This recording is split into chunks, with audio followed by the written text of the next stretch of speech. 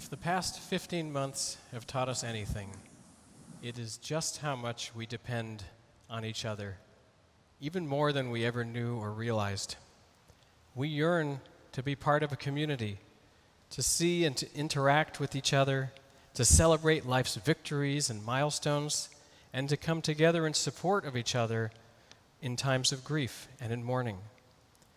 We've watched individuals and communities struggle to do these things in a socially distanced world. Some things like saying goodbye to a loved one absolutely couldn't wait. And so some kind of plan to virtually memorialize our loved ones had to be formed quickly. The pain of loss was compounded by not being able to have people around, by not being able to invite supporters into homes and to be by people's sides at the graveside. Other milestones like B'nai Mitzvah could be postponed for a little while, but with no certainty as to the near future, and only for a short amount of time, as a bar bat B'nai Mitzvah is only of that age for a certain amount of time. And then there are the weddings. As we've just heard, these could be continuously postponed during the pandemic, even when the couple had already been legally married. In certain cases, many couples have been waiting and waiting for the right moment to fully celebrate with family and friends. Our community and many countless others across the globe have risen to the challenge of making the special moments during this pandemic meaningful despite the myriad of obstacles in the way.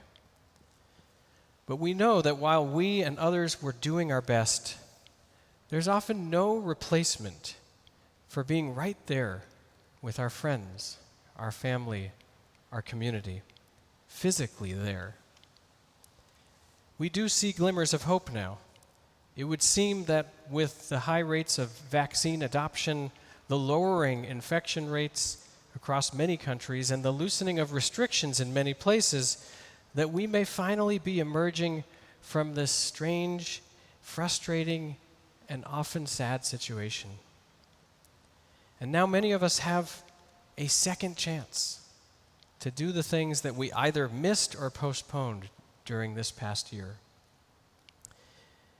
In the Torah this week, we read of another incredible second chance. God instructs Moses on exactly how and when the people are to offer the Passover sacrifice.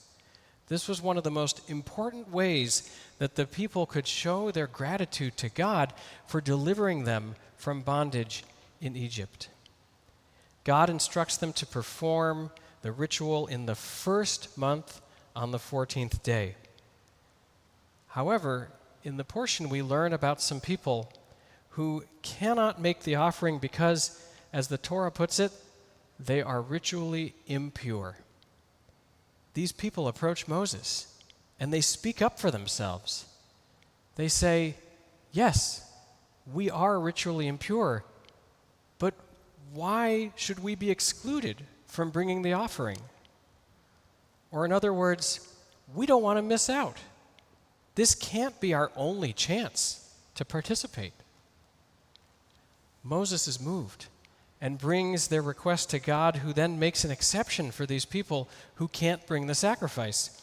God says, any person who becomes unclean or is on a distant journey, they shall make a Passover sacrifice in the second month on the 14th day.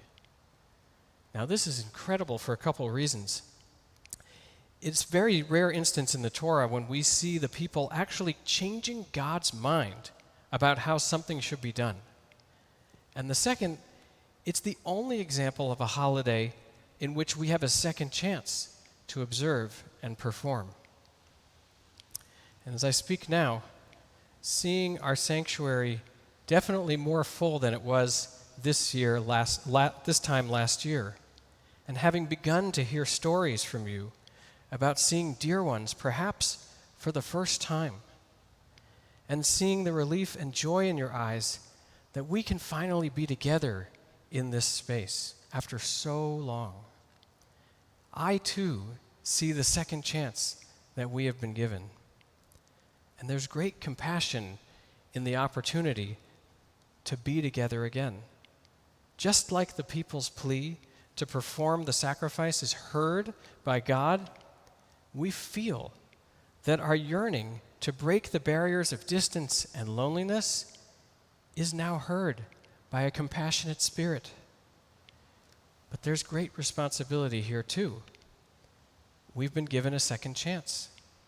And in many ways, this time is more difficult.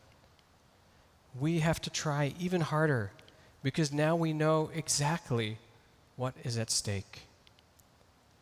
In the coming months, I pray that we all come together more deeply and fully, and that this storm, as it passes, further strengthens our bonds and commitment to one another.